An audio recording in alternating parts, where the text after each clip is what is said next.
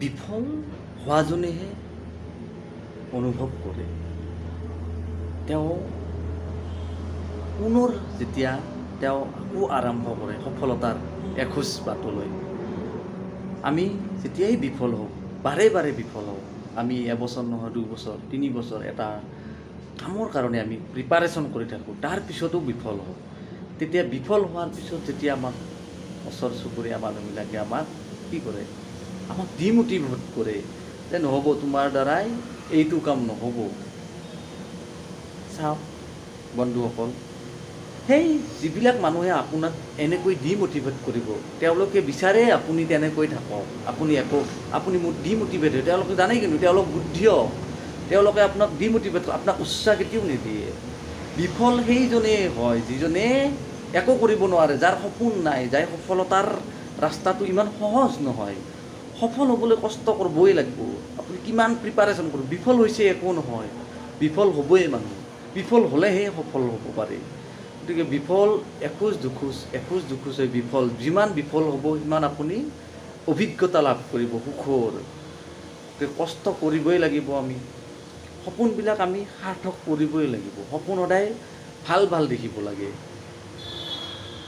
আমি ভৱিষ্যতত কি কৰিম তাৰ পৰিকল্পনা আমি এতিয়াৰ পৰাই লওঁ, কিন্তু আমি সিদ্ধান্তবিলাক ভুল লওঁ। আমি বিফল হওঁ কিয়? আমাৰ সিদ্ধান্ত, ভাগ্যটো আপোনাৰ কপালত লিখি নাহে। এইখন কপালত আপোনাৰ ভাগ্য লিখি নাহে। ভাগ্যই সিদ্ধান্তই সলনি কৰে আপোনাৰ ভাগ্যবিলাক। বহুতে কয় যে ইয়াৰ ল'ৰাটো বা তোমাৰ ভাগ্যতে নাই চাকৰি বা কিবা এটা জব, ভাল এটা কিবা, যে এইটো ভাগ্যতে নাছিল। ভাগ্যত নাছিল নহয়, এইটো ভাল হয়, যি হয় ভালৰ কাৰণে আপোনাৰ ভাল হয়। আপোনাৰ লগত আজি অঘটন এটা ঘটিল, গতিকে আপুনি সদায় পজিটিভলি ভাবিব লাগিব যে এইটো এটা সৰু ঘটনা, দুৰ্ঘটনা হৈ গ'ল, পিছলৈ চাগে ডাঙৰ কিবা হ'ব লগা আছিল, এনেকুৱাকৈ ভাবক। গতিকে সদায় মনটোত এটা সাহস, কিমানবাৰ বিফল হ'ম মই, এদিন সফল হ'মেই, নিজক প্ৰমিছ কৰিব লাগিব। ডিমোটিভেট কৰা মানুহ বহুত পাব ওচৰে পাজৰে, সেইবোৰক আওকাণ কৰক, নিজক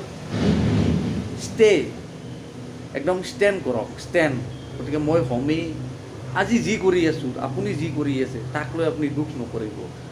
জীৱনটো চলি থাকিব, দুখৰ দিনত সদায় হাঁহিটো নোলাব।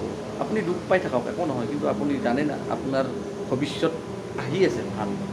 যদি দুখ আহিছে তেতিয়া ভৱিষ্যত আপোনাৰ ভাল হ'বই, যিহেতু আপুনি কষ্ট পাই আছে, কথাখিনি অনুভৱ কৰি আছে।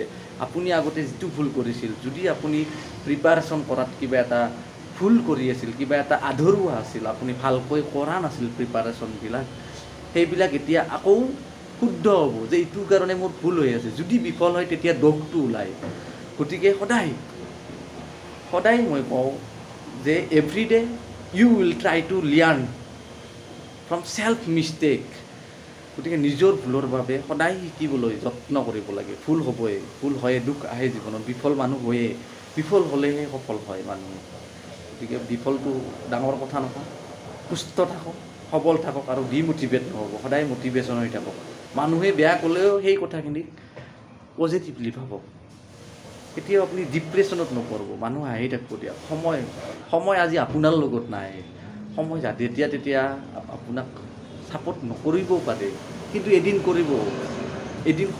আজি সময়ৰ মতে চলা, কিন্তু প্ৰতিজ্ঞা কৰা এদিন সময়ে আপোনাৰ মতে চলাব। আপুনি নিজে চলাব, মই চলাম বা আপুনি চলাব। আজি সময়ৰ মতে, সময়ৰ লগত আপুনি চলি থাকক, একো নাই, চলি থাকক, দিনকেইটা যাওক। কিন্তু এদিন সময় আহিব, আপুনি নিজে সময়ে আপোনাৰ মতে চলিব লাগিব। গতিকে খুব এটা আশা, সকলোৱে সফল হওক, প্ৰিপাৰেশ্যনবিলাক ভালকৈ কৰক, কাম কৰক, বহি নাথাকিব, তেনেহ'লে কিন্তু সমস্যা দেখা দিব। গতিকে যদি সমস্যা আছে তেনেহ'লে কাম কৰক ভালকৈ। কি কাম কৰে সেইটো ডাঙৰ কথা নহয়, ভৱিষ্যত কি কৰিব সেইটোহে মেইন কথা। এইমছটো সদায় প্ৰপাৰ ক্লিয়াৰলি ৰাখিব। ধন্যবাদ।